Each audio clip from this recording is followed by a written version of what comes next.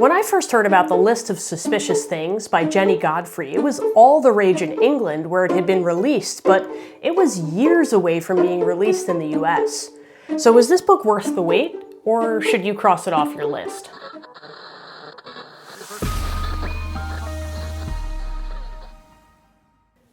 Hi, I'm Amanda, and this is Spineless Books, spoiler-free reviews for readers and listeners like me. I heard quite a bit about the List of Suspicious Things when it was initially released in February of 2024 in England. It didn't come out in the US until December of 2025, almost 2 years later. But I hadn't forgotten about it. I kept kind of thinking about it and wondering when it was going to get to me. So as soon as I got a copy, I went in blind, as I prefer to do, to see what this book was all about. At its heart, this is a coming-of-age story. We follow Miv, a young girl living in Yorkshire at the time of the Yorkshire Ripper. So you can imagine there's craziness all over the town. On top of that, Miv has some things going on at home that are a little bit crazy, and she and her best friend Sharon are kind of in that moment where they may or may not part ways. So time is complicated for Miv, but she's really obsessed with the Yorkshire Ripper, and she wants to be a PI, and she thinks she can solve this. When Miv proposes to Sharon that they investigate the Yorkshire Ripper, they agree to make a list of suspicious things. Now, that list includes places, but it also really includes people. And one at a time, the two girls proceed to go through the list and investigate. As young children do, they often put themselves in situations that they really shouldn't be in. Sometimes they're quite dangerous. But also, as children do, they put themselves in a position where stereotypes and preconceived notions might be what lead them to be suspicious of someone. But they don't stop there. They investigate further, and they're open-minded and curious, and often that leads to them sort of losing suspicion for things overall. For example, Mr. Bashir is a Pakistani immigrant who owns a small grocery store, and many of the neighbors speak ill of him because he is from Pakistan, and there's a lot of prejudice towards him. However, when Miv and Sharon go investigate who he really is, they actually get to know him as a person, and in the end become really an advocate for him. What the girls open up is wonderful, and it does set an example for some of the people in their town. This book is completely serious in tone, as it is told from Miv's perspective as a child, and she takes all of these things completely seriously. But there are some things that actually make it rather funny from an adult perspective. The way that kids can be intrusive and honestly a little bit rude unintentionally when they're nosy and interested in something. Jennie Godfrey nails that aspect of childhood. The girls' curiosity repeatedly pushes them into situations that are risky or socially loaded or emotionally complicated. And it's hard to read this book as an adult because you can remember being in that type of situation as a child and having to learn how to navigate. It brought back a lot of feelings about the difficulty of that sort of transition from childhood to adolescence that we all go through. I did, however, love the way the girls moved beyond surface assumptions.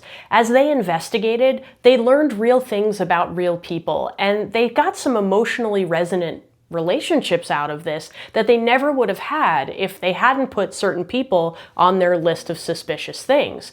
So that sort of curiousness and speculation around people that you don't know, you get to see it unfold into full understanding for these two girls. It is easy to forget at times that this book is about a coming-of-age story, given how much weight the Yorkshire Ripper has in the story. But Jennie Godfrey does a beautiful job of setting up what it would feel like to be in a town where this craziness is happening, and people are trying to go about their days, but they're not really feeling comfortable being their normal selves. She also nailed the way that children grew up in the 70s and 80s, the leaving the house and no one knowing where you are and not coming home until dark.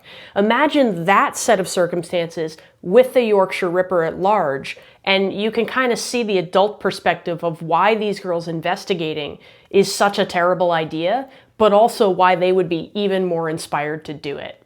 As a result, you get to watch Miv change from someone who is nosy and a little bit intrusive to someone who understands that there is moral complexity in the world. We watch her develop a more mature sense of judgment as she learns who to defend and who not to defend, and when to speak up and when not to speak up.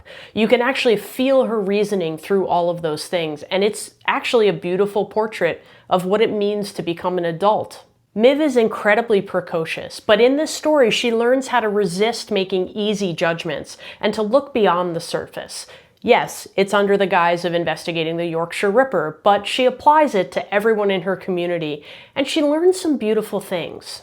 If you know Joanne Froggatt from Downton Abbey, she narrates Miv's voice and does an excellent job of it. She very easily conveys the seriousness with which Miv is taking all of this, but also protects the innocence of a child in her voicing. There are multiple cast members for the other characters, and I think actually in this story, hearing the perspectives from a variety of people and hearing them in different voices really kind of stuck out and made it a little bit smoother of a read.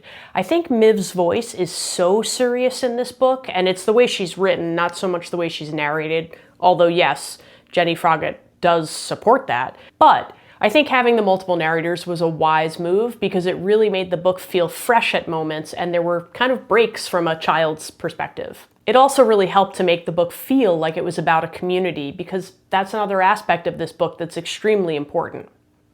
For me, this was 4.5 stars. It didn't quite rise to the level of 5. I think it might have been a 5-star read if it had been just a little bit less about Miv walking around and figuring things out. Although there is so much message and so much hope in this story, and you really do relive those moments that you went through transitioning from childhood to adulthood. It made me think about some things that I haven't thought about in many years, and in many ways I'm very grateful not to have to think about anymore. I do remember what it felt like to not be tall enough to see over the counter in the local deli and things like that. And I think Jennie Godfrey captures that for Miv with impeccable, impeccable skill. I have to be honest, even though I really enjoyed this book, I'm not sure who to recommend it to. You kind of watch a child go between confusion and confidence over and over again until she starts to get it. I guess if that sounds interesting to you, then this is a good book. It really was a great read, and I enjoyed it very much. I was very invested in Miv and Sharon, the way that their relationship ebbed and flowed, what was going on in Miv's household and sort of the wacky things that were happening there, plus the craziness of the town. But at the same time, I don't know if this is for everyone. I think if you live in Yorkshire or you were around during the time of the Yorkshire Ripper, you're going to definitely get a kick out of this idea. But for me, as someone who doesn't really relate to those events specifically, it was just a solid read. So if it sounds interesting to you, or if perhaps you've read it already, let me know what you think in the comments. But remember, you might love what I hate and hate what I love. So make your own opinion, but thanks for listening to mine. See you next time.